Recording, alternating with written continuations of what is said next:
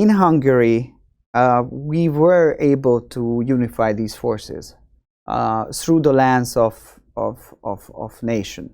So if you love your country, it doesn't matter whether you are a classical liberal, libertarian, or a religious conservative, then this is the point where you have to be united, and you have to be able to use your resources against your political opponents, because they are using everything what they have, the institutions, the state, transnational organizations, media, academia, and until that moment, we on this side were just too silent and too fragmented.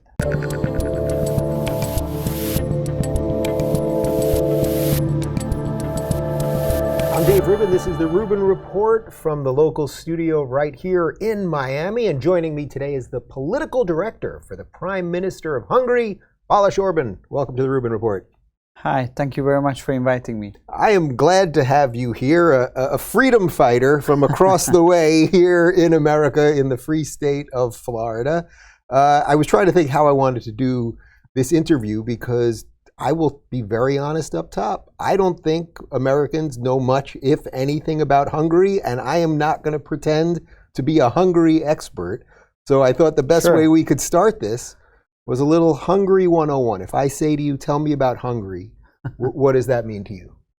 I think all the people of United States and Florida would love Hungary, because it's a small but old Central European country with 1,000 years old history.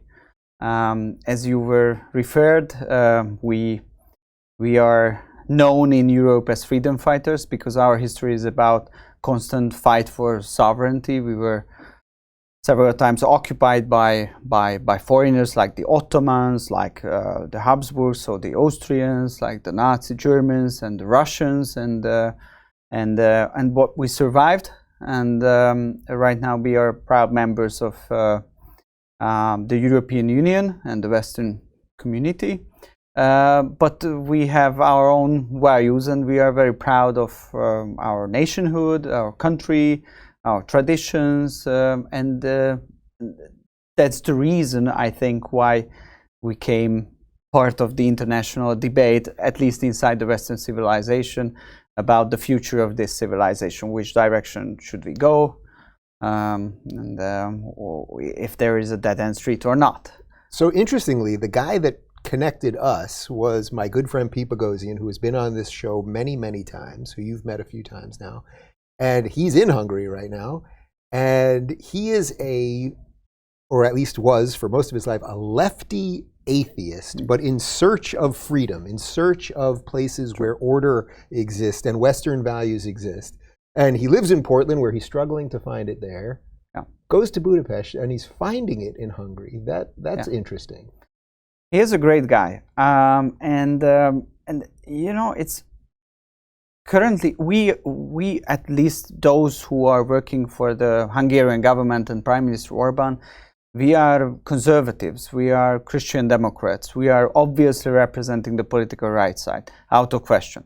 But according to our understanding, it means freedom, freedom of speech, freedom of thinking, freedom of expression, and we have to preserve, protect pluralism in our society. So if Peter is there and he speaks openly about his views, we can argue, we can debate with him.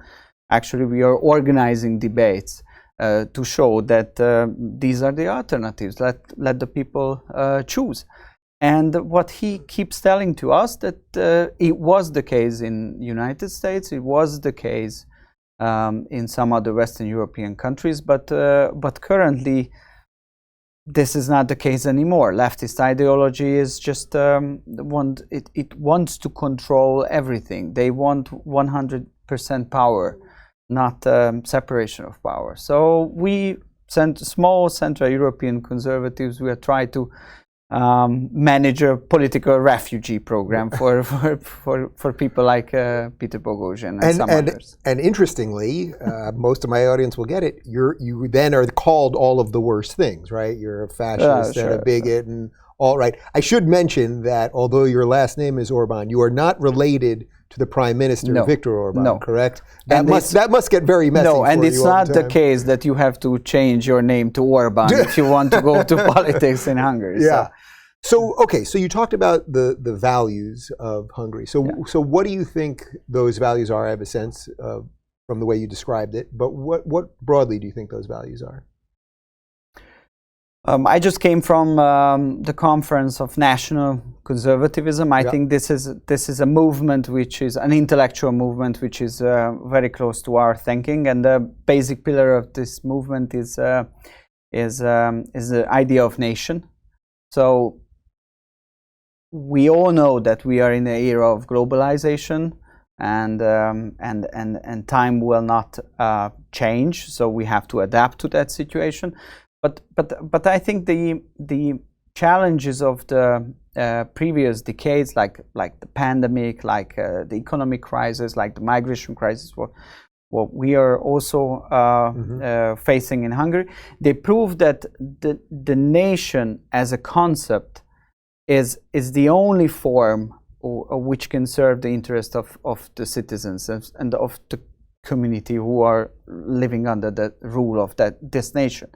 So everybody is talking about globalized cooperation or international organizations, but and if there is sunshine and if there is trade between the nations, I can imagine that it can do good things for the people. But if there is trouble, if there is wind and bad weather, then you can only go back to your nation, to your own government. They should be responsible for you and for the people who are part of that community.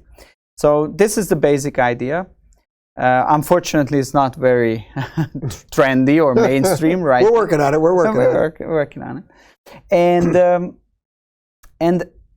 and you know, it's not easy to talk about God and religion because that's a personal matter. But still, we do think that these God and the idea of religion and tradition and the teaching which comes from the Bible through, for example, Christian democratic political philosophy, it has to play a very important role in building a well-functioning society, even in the 21st century. So I spoke at a couple panels and gave a talk at NatCon last year, and that was one of the main things that came up, that how do you blend, as wokeness sort of infects all of the Western institutions and governments, if the return is to be something of a return with some level of religiosity in it, what do you do about the people outside of that, either the non-believers or the gay people or just anyone that is not within, say, sort of the Christian tradition as you would see it? And I know this is a big debate going on within NatCon right now. It's a huge debate, but according to our understanding, probably it's different here in the United States or even in Poland, a country which is very close to us in Europe.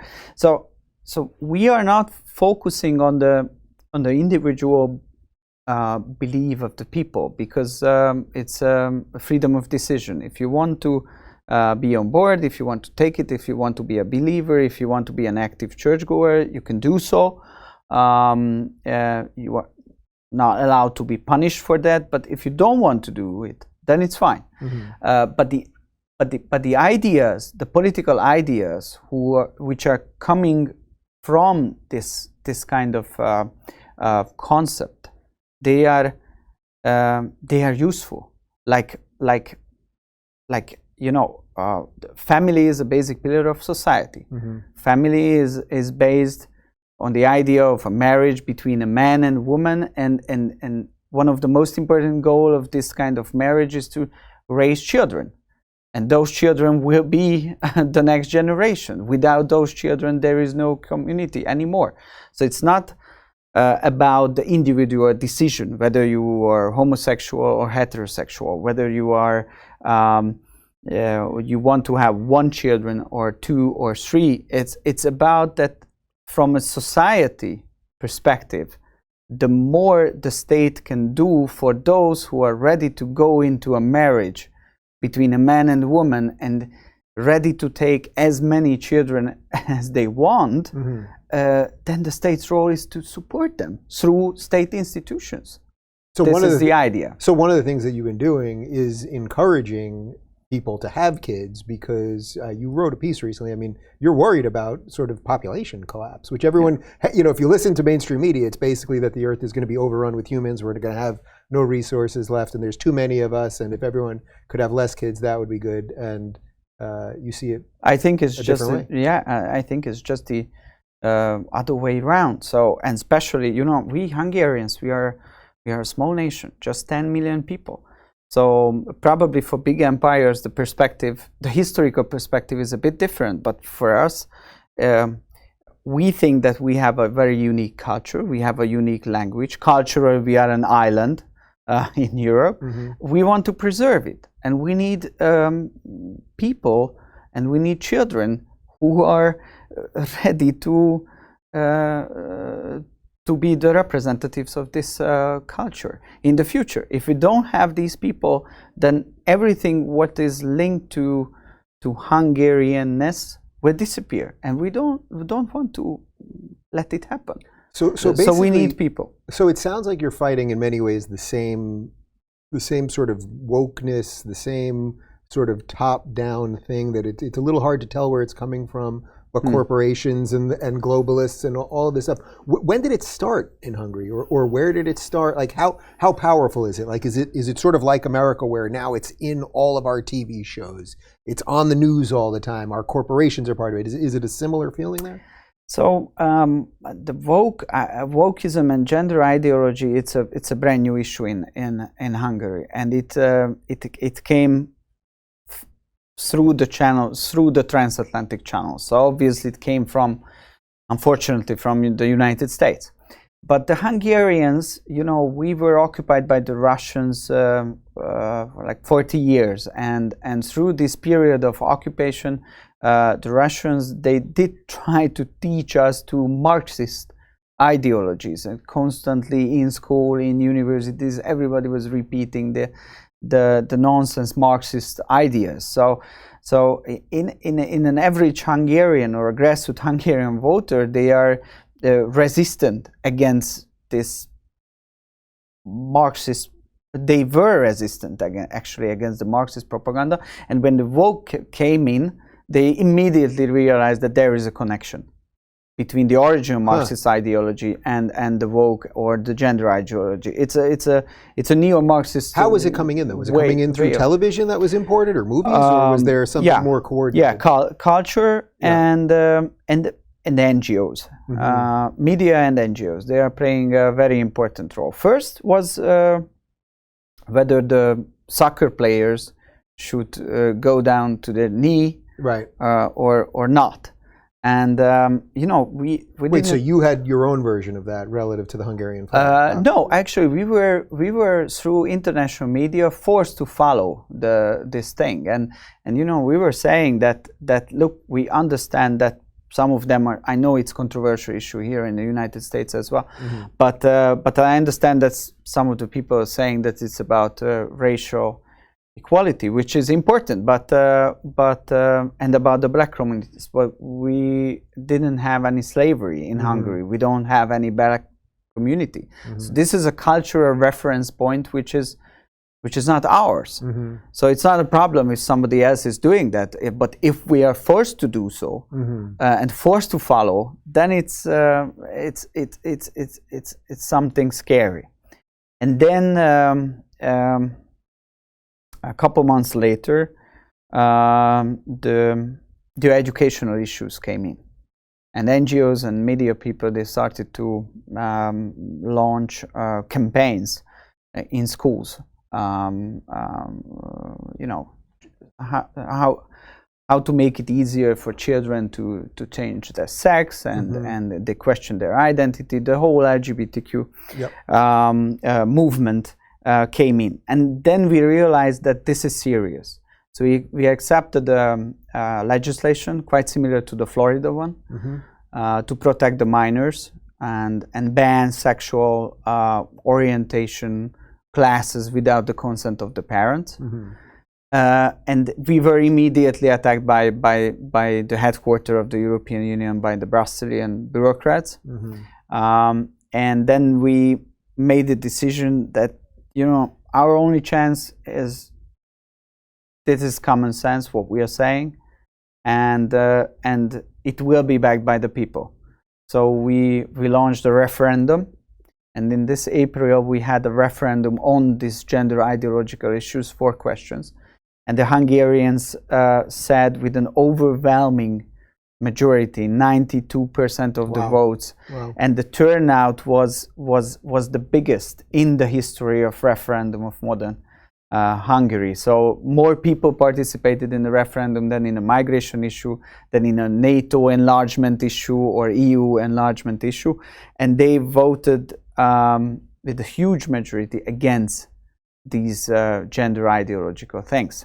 And it's a huge success. But and where does your media fit in that? I mean, was the media doing what our media does, which is here in Florida, you know, calling Ron DeSantis a homophobe, making up all? I mean, do you see it as a very similar? Yeah, it's a very similar pattern. But the only difference is not only the domestic media, but the international media is on us as well, and it makes very hard to survive. But we have no other chance. Once we are supported by the people, so we don't have to be popular in the editorial board of the New York Times. We have to be popular among the Hungarian voters.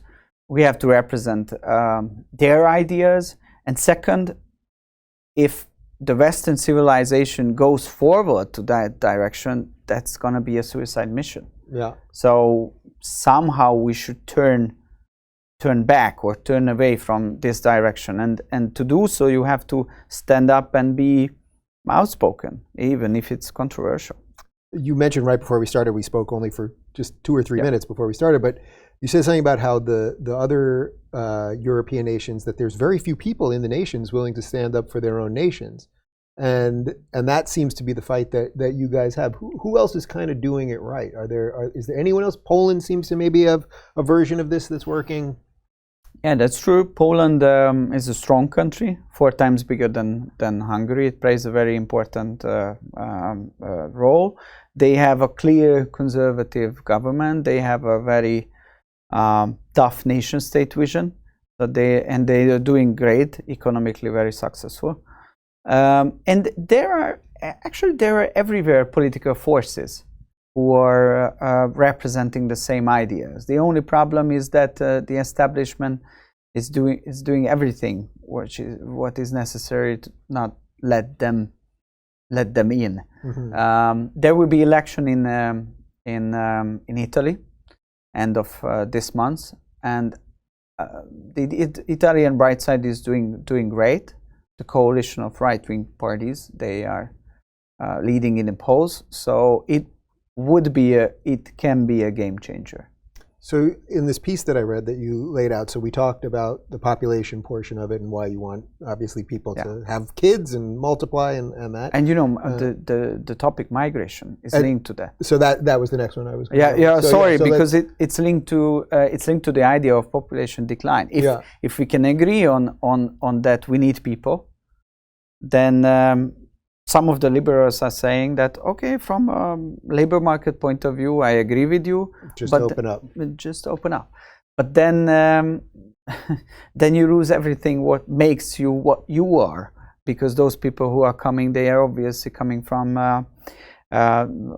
different civilizational. They are bringing in different civilizational backgrounds. What's been the general immigration policy of Hungary, say over the last decade or two? What's the general, if you want to come in, or with the migrants and the pressures you guys were under?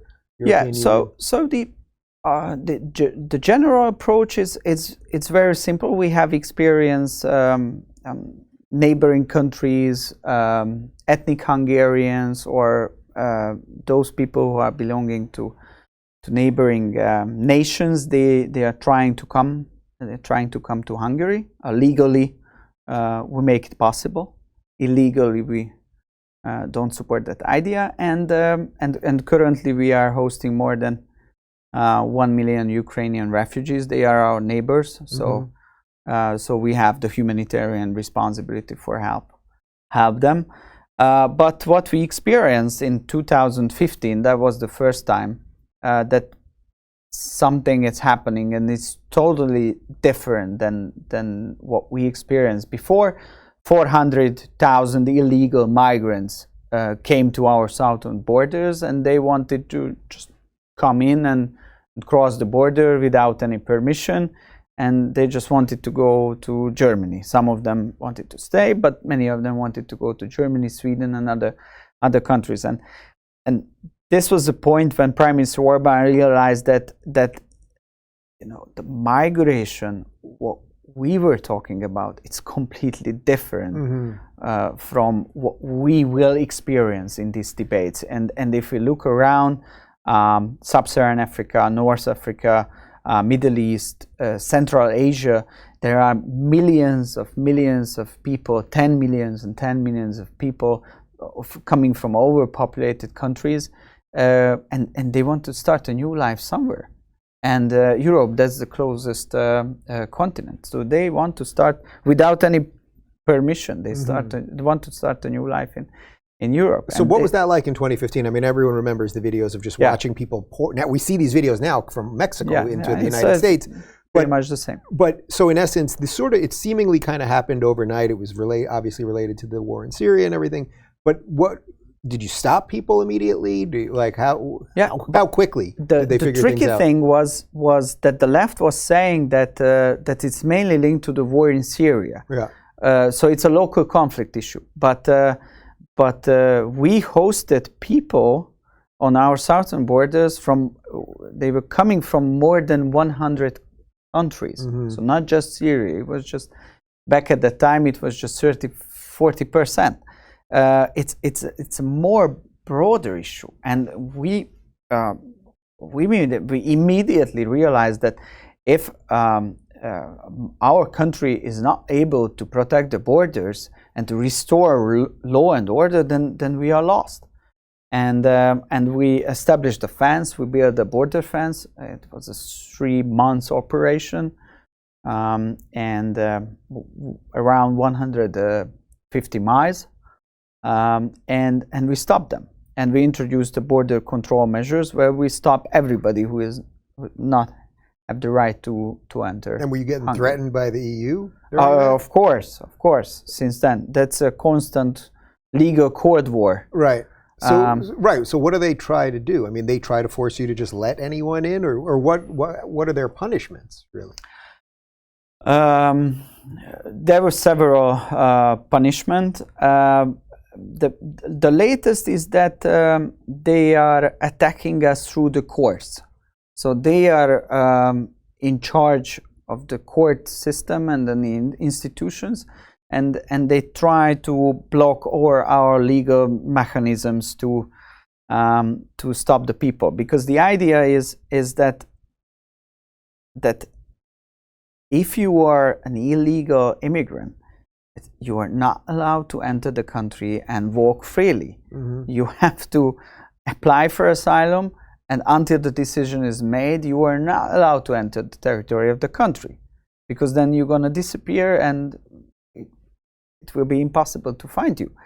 And this is the basic idea, which, according to their understanding, goes against the humanitarian law requirements. But it's nonsense. Those humanitarian legal requirements are those are outdated. Those are historical memories based on the Geneva Convention from 1951. Back at that time, the thing was very different. Do you think they don't even know what they're calling for, or do you think it is more nefarious than that? When you see this coming in either through the ideas of wokeness or quite literally the people walking across the borders?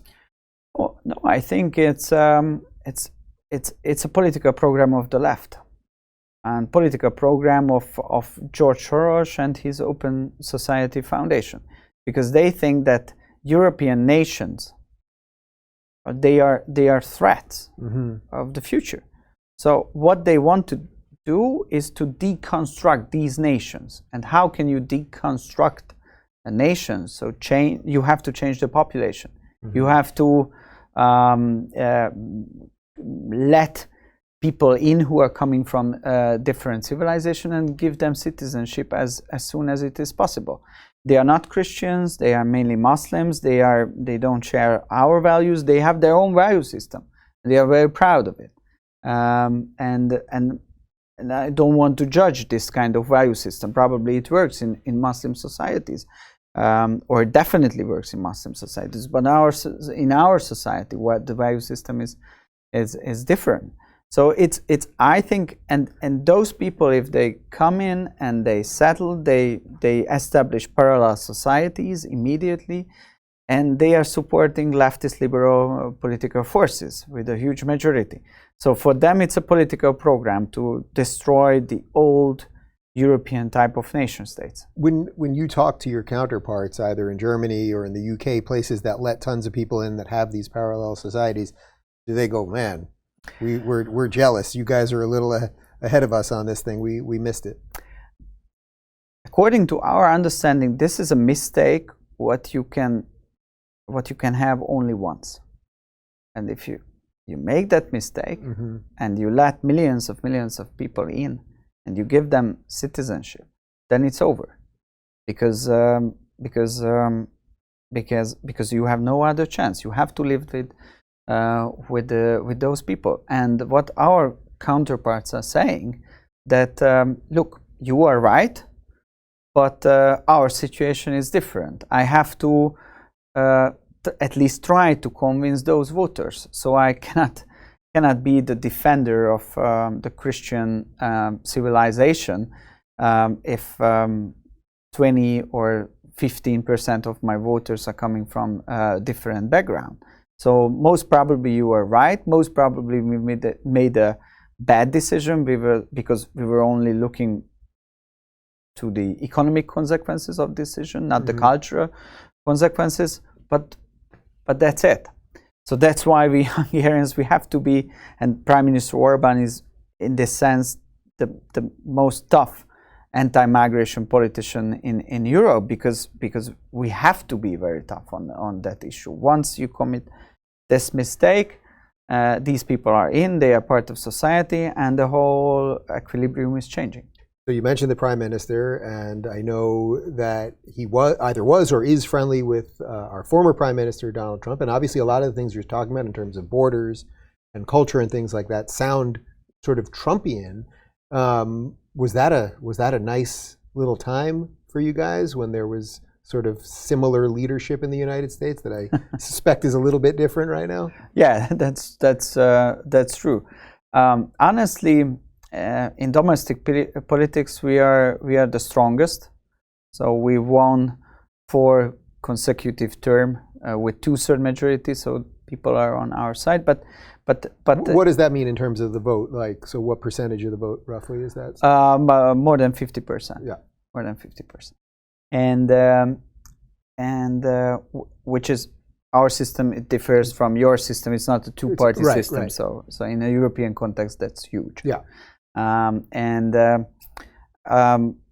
But internationally, inside the Western Hemisphere, the situation is not so good. So for example, in 2016, when President Trump came into power, Benjamin Netanyahu was the prime minister in Israel. Brexiters were emerging in London. We had Angela Merkel. That was a Christian Democrat coalition-based, but still Christian Democrat government. We had, although she did let a lot of migrants in, which probably But right now in the Ukrainian issue, we would need a European leadership of the Germans, and we don't have this kind of leadership. So we had huge conflicts with her, but but she is missing right now, not because of the migration, but because of the geopolitical issues. So back at the time, international cooperation was easier, but I think better days should come. The Poles are on board. Italy, there will be a changing of the government. I hope in the United States during the midterm election, the Republicans will do a good job. And the economic situation in Europe, it's very hard. So energy prices are skyrocketing, and middle class is suffering. Serious problems, and all the countries are governed by left-wing governments. So I think we will have a very turbulent political time. Is it crazy to you or obvious that so many of the nations are going through this at the exact same time? I mean, almost everything you're laying out here, to some degree, is pretty much what's happening here, and it's pretty much what's happening in the UK and all over the place. But I guess that's the point, right? We are connected. It's by design. Yeah, we are connected. And you know, I think for the liberals, it's very, very easy intellectually to cooperate on an international level, because if you are a liberal, it means that you have your principles, your value system, and it's universal. It doesn't matter where you are. It doesn't matter where you are in DC, in I don't know, Scandinavia, in Africa, even in Southeast Asia. If you are a liberal, then you have your values and you want to turn the government into that direction. And you have no conflict with the others who are liberals but living on the other side of the world. But for the conservatives or in a positive way, nationalists, it's hard, because all your beliefs are coming from the history of your nation. So it's historically, sociologically, geographically, it's based, and it differs from the views of others, and that's the reason why cooperation is very hard, because we will never agree 100% on everything, because you are following the interest of your nation and I am following the interest of my nation. But through mutual respect and understanding, I think this kind of cooperation, if we are able to make these connections, then in the long term they can be stronger, because it's rational and based on mutual respect, which is always a good starting point. But it's a tough experiment, right? I mean, this is what they're trying to figure out at NatCon. Can you take ex-libs and libertarians, mix them with these religious conservatives, all fight wokeism? And it seems to me that everyone sort of right now is kind of willing to put their swords down to make it work. But the question is, okay, if we make it work, what happens after that? Yeah. I don't have the answer. The only thing I know is if you know, I hope we get to see, because then we'll have at least defeated. Yeah, sure. But you know, so in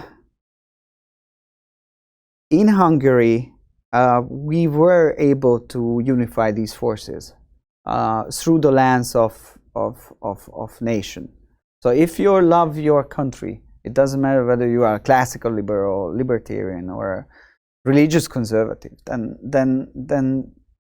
this is the point where you have to be united, and you have to be able to use your resources against your political opponents, because they are using everything what they have: the institutions, the state, transnational organizations, media, academia. And until that moment, we on this side were just too silent and too fragmented.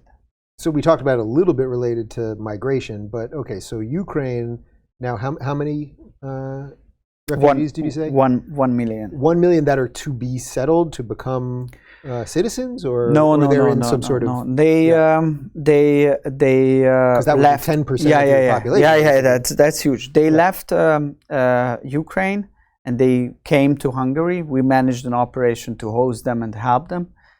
Some of them went back, some of them went to other European countries, but some of them stayed. So what is Hungary's position on what's going on there? You know, and I'll say that to the backdrop of I haven't covered Ukraine much on my show because I've found it's extremely difficult getting an honest assessment of what's going on and who really are the good guys and the bad guys and everything else. It's just been very messy. Yeah. So according to our understanding, and I also live in a country that's halfway across the world, not right there. Yeah, sure. It's not your problem. Yeah, but it is because all of these things are interconnected. Because of the prices and so on. Yeah, it's true. So I think it's out of question that the Russians are the aggressors in that story. Of course. And the Ukrainians are brave and they are protecting their country, and we should help them. But it's a question of peace and prolongation of war. So what we are doing right now, the Westerners together, that's the NATO strategy, let's call it that way, that we support through military equipments, weapons, and so on, the Ukrainians, and they are fighting. And they are doing good, but the war is still there. And it's going to stay there for a long time. Mm-hmm. And the consequences of the war, they are destroying our economies, mainly through the energy sanctions. And can you describe how that directly affects you guys? So the U.S. or NATO put sanctions on Russia, and then in the field of energy, and it brings up the prices immediately, because if you are not allowed, some countries are not allowed to buy Russian gas or oil, it means that it's like a trade market. So immediately the prices are getting higher and higher, and you have to buy the energy from somehow because Europe is not independent. Right. And if the energy prices are high, then it immediately causing inflation, and it is causing serious trouble for manufacturing companies. If they close, then people are losing their jobs. So it's a process. It's a rational economical process which is going on. So according to our understanding, this war should be stopped, but not stopped through escalation or prolongation of the war, but through peace talks. So our position is that we should, the West and obviously the United States should be involved with because the Russians, they take only seriously the United States. So there should be Russian, U.S. Peace talks, and we would need immediate ceasefire and try to cool down the process. Is there even any talk of that right now? No, unfortunately not. So what do you make of that? Fortunately not, because I think the American position is that this kind of prolongation of war, it weakens Russia for sure. The Ukrainians are willing to do so, and the Europeans are not strong enough to represent their own interest in that situation. I'm mainly talking about France and Germany. That there's no real credible threat behind them if they were to come to the table with Russia. Yeah, but they are politically also fragile. So coalitional government, the different parties, they have a different opinion on that. The international mainstream is very hard on putting pressure on those who are saying that, look, it shouldn't be a war propaganda around this issue, but we should do the other way around. The peace propaganda should be started and spread everywhere. But we are not close to that. But unfortunately, the winter will be very hard. And I hope that sooner or later everybody will realize that the prolongation of war, it's just not a good way to. What do you think the off-ramp looks like for Russia? What's something that they could sit down and say, okay, we got this, we can end this thing now? I can have my own opinion. The Hungarian leadership can have its own opinion, but we are not a game changer in this situation. So it should be done by the big players. We are just a small mouse in the room. There are big elephants in the room. They should make their own decisions. But the problem is that currently nobody, as you mentioned, nobody is talking about these kind of peace talks. Yeah. Everybody is talking about that, you know, we should keep going, we should go further, what is happening there. And you know, the Ukrainians made just recently a good counter strike. Mm-hmm. But then the Russians made a counter strike. And the whole story is from a humanitarian point of view, it's getting even worse and worse and worse, and we should stop that. Yeah. So I wasn't even planning on mentioning this to you, but I guess what's sort of sits with all of this is, you know, we have a major censorship problem here in the United States, and a completely, I would say, like a media that is in complete dereliction of their duties and deeply dishonest and not friendly to a lot of the ideas that we're discussing here. So I'm curious on two things. Sort of, how is your media generally? And what about censorship and what's going on with the internet and big tech and all of those things? How much of that is an important part of your world? Yeah, no, it's a very important part. And from our perspective, media, it's a sovereignty issue again. So if media is owned by foreigners, then foreigners are dictating what the Hungarians should think. So it's the first and foremost important point is that at least the majority of the Hungarian media should be owned by Hungarians. Mm-hmm. It doesn't matter whether they are liberals, conservatives, socialists, what ideology they have, but it should be in the hand of Hungarians. In that sense, we are in a much better shape than we were 12 years ago when the Orbán government came into power. The other thing is that pluralism is important.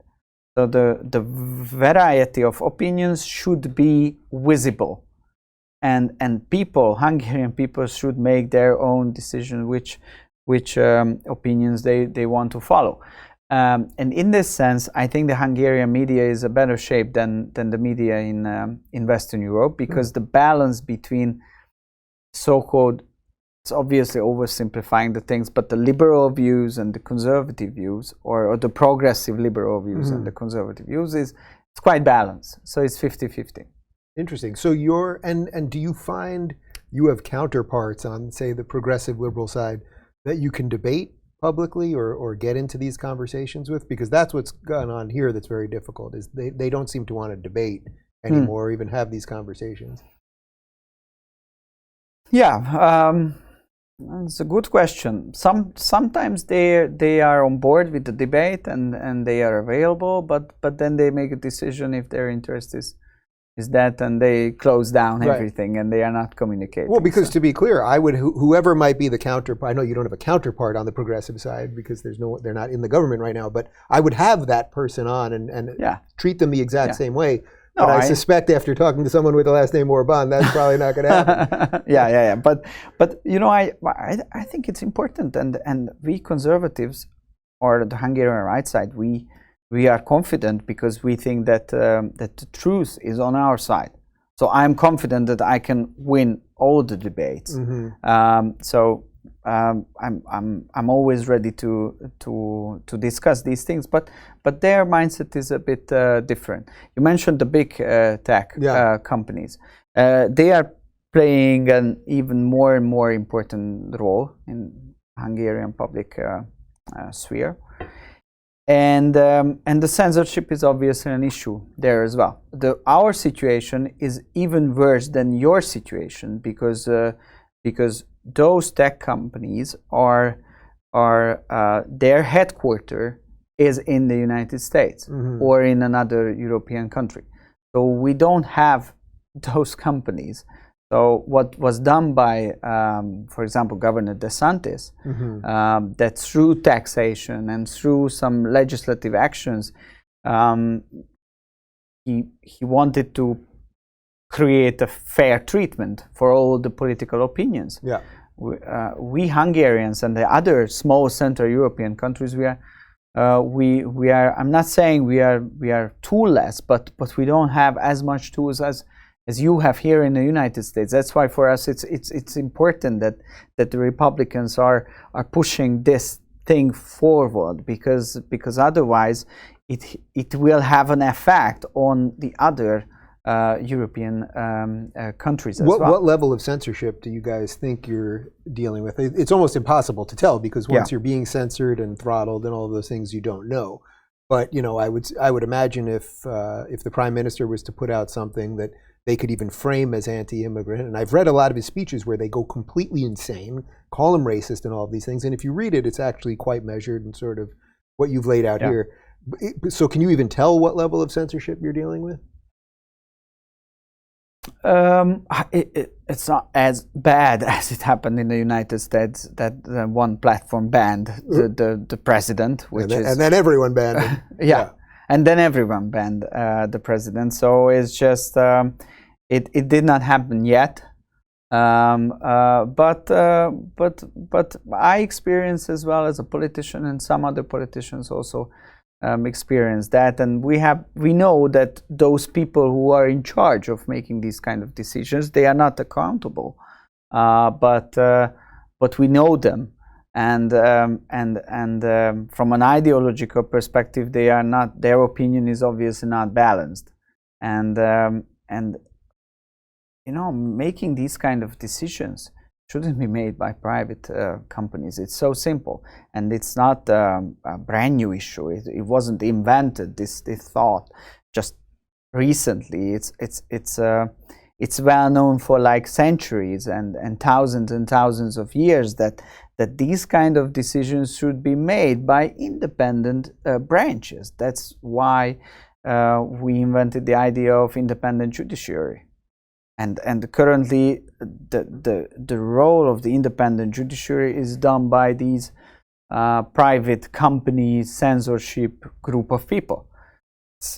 I think it's nonsense. But I'm quite optimistic because through the history of the technological development, when all the new platforms were coming in, first the radio, and then the television, and then the internet, and then right now the social media. So there was always at the beginning a kind of a turbulent time when the state made the takeover. So it's just it does not mean that there should be state censorship, but through legislative power, at least some fair balance should be immediately established. And they did with the radio, with the television, and with all the platforms. It just took a couple of years. Right. I mean, so I hope it's going to happen soon. But when you say you hope it's going to happen, do you mean from an American side, because these are American companies for the most part, that you want something to happen on the legislative side? Yeah. I hate to tell you, my friend. I don't think so.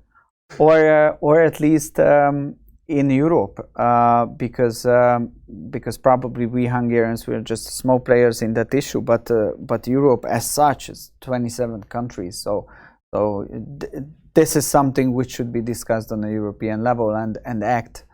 We should act together. But until that moment, it did not happen. I normally don't end on a question like this, but is there anything else that you want to hit on? I think we hit most of the big stuff. You're here in town in Miami for the National Conservatism Conference, as we talked about, and that's ongoing for a couple of days. And they're trying to hash out all the things that we've discussed. Did you hear anything else interesting there that is on your mind or relevant to Hungary? Or, no, or have you been shocked by anything since you've been here in the United States? Is it worse than you thought? Is it better? No, because all the Americans I know and I like, they are anti-woke and they are very nice people, and they are very nice to my country. So you should go to Portland and see what's happening. The situation is different for sure. But I have to say that always I come to here, I become more optimistic. I know that you are also serious trouble, but if I keep talking with people, the idea of American greatness, it emerges immediately, and I think at the end of the day, you will figure out something. And the only thing I keep telling them, look, I know that America is special. I know that it's like an elephant. and all the others are just smaller animals around you, even the Europeans. But there are some small animals, some mouses, and sometimes the small animals, the mouses, also can help the elephants to survive. Or so these kind of alliances can be beneficial for both parties. That was a beautiful ending. However, I did say to you right before we started, I said this is a beautiful cover of a book. The book is the Hungarian Way of Strategy. Can you just tell the people what this elk on the front of the book is? It's an elk or a stag, and the idea, according to Hungarian history, the Hungarian tribes, 7 tribes who occupied the land where we are living more than 1,100 years ago, they were led by this special creature. So she was the one who was doing the lead, and through this animal, a transcendent power or God was leading the way. And the idea of the cover is that this stag is still here, still with us.